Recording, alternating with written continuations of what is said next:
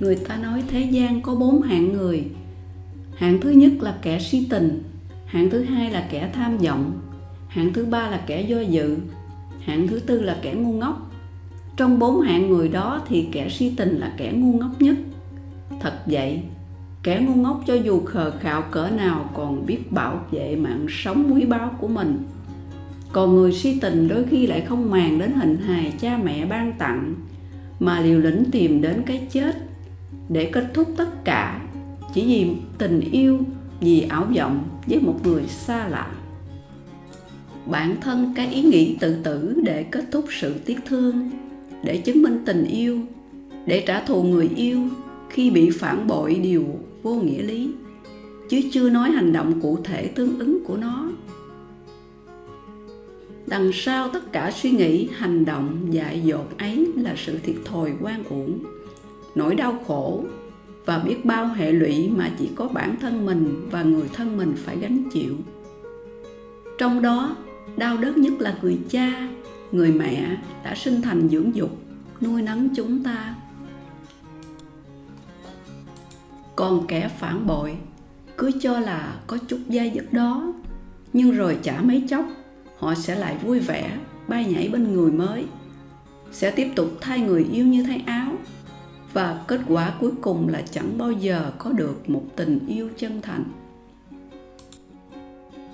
Vì vậy, khi rơi vào hoàn cảnh tương tự, người Phật tử phải biết rằng tình yêu cũng chỉ là một phần của cuộc sống, và quán chiếu để nhận ra giá trị đích thực của cuộc đời và tiếp tục sống tốt. Vì thừa hiểu rằng khi một cánh cửa hạnh phúc đóng lại thì sẽ có cánh cửa hạnh phúc mới đang chờ đón chúng ta. Cánh cửa sau này sẽ rộng mở, tràn ngập hương hoa, dẫn lối vào ngôi nhà hạnh phúc mà ta mơ ước. Tất nhiên không phải ủng hộ quan điểm thụ động cam chịu khi phát hiện ra người mình yêu thương thay lòng. Cho dù kẻ bội bạc là bạn đời của mình hoặc mới là người yêu, thì chúng ta hoàn toàn có quyền được biết rõ nguyên do của sự phản bội đó, để từ đó có cách giải quyết dứt điểm rõ ràng. Thế nhưng, xử lý như thế nào để sáng suốt và khéo léo lại không dễ dàng chút nào. Nhiều người trẻ tuổi cho đến những người từng trải đường đời, khi rơi vào hoàn cảnh này, đều không nhìn nhận căn nguyên sự bội bạc đó là do chính sự thay lòng của người yêu, người bạn đời của mình, mà đổ lỗi hoàn toàn cho người thứ ba, rồi vạch kế hoạch hoàn hảo để trả thù, với ý nghĩ điên rồ là trả được thù xong rồi có ngồi tù cũng cam lòng. Hoặc có trường hợp nghĩ cách trả thù cả hai. Thực tế xã hội hiện đại cho thấy nhiều người vì ghen tuông mà dùng xăng thiêu chết chồng, dùng dao giết người yêu, hoặc tạt axit để hủy hoại nhan sắc của kẻ thứ ba, để người đó vĩnh viễn không thể đến được với ai. Nhưng sau tất cả thảm kịch đó, người lãnh chịu hậu quả cuối cùng là bản thân mình, chứ chẳng phải ai khác. Vì thế, mỗi Phật tử hãy luôn đặt câu hỏi căn vặn lòng mình rằng, nếu dại dột làm vậy thì mình sẽ được lợi lộc gì? Mình sẽ bị pháp luật xử phạt ra sao? Nếu mình có chuyện gì thì ai sẽ nuôi dạy con cái mình? Cha mẹ mình sẽ đau khổ như thế nào? Để có được câu trả lời thỏa đáng cho việc khờ dại mà mình có ý định làm, chắc chắn nếu bản thân chúng ta biết trấn áp suy nghĩ dại dột thì sẽ không bao giờ có hành động đáng tiếc xảy ra.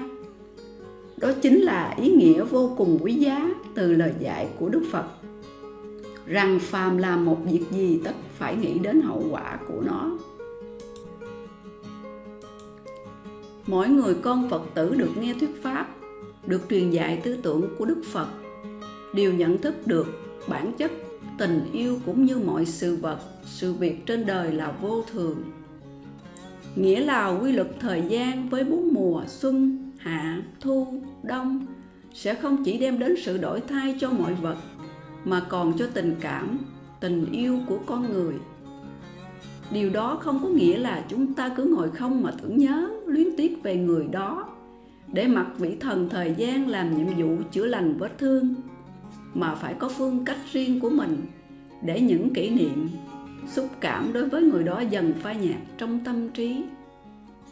Nếu từng yêu ai đó thật lòng, thì những dòng tin nhắn, những hình ảnh trên trang mạng xã hội sẽ làm ta nhớ nhiều thêm, hoặc các đồ vật liên quan đến người đó sẽ luôn khơi gợi cho ta niềm tiếc thương, kỷ niệm buồn.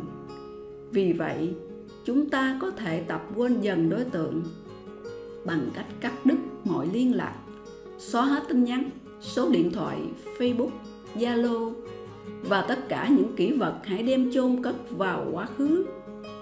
Khi cắt mọi liên lạc là ta đã triệt tiêu mọi điều kiện có thể khơi lại nỗi thương nhớ, luyến tiếc. Một điều rất đáng lưu tâm nữa là chúng ta không nên vì quá cô đơn mà nhanh chóng tìm đối tượng khác lấp chỗ trống. Như vậy sẽ càng dẫn đến khổ đau cho mình và cho đối phương khi tình yêu không có đủ sự hiểu và thương.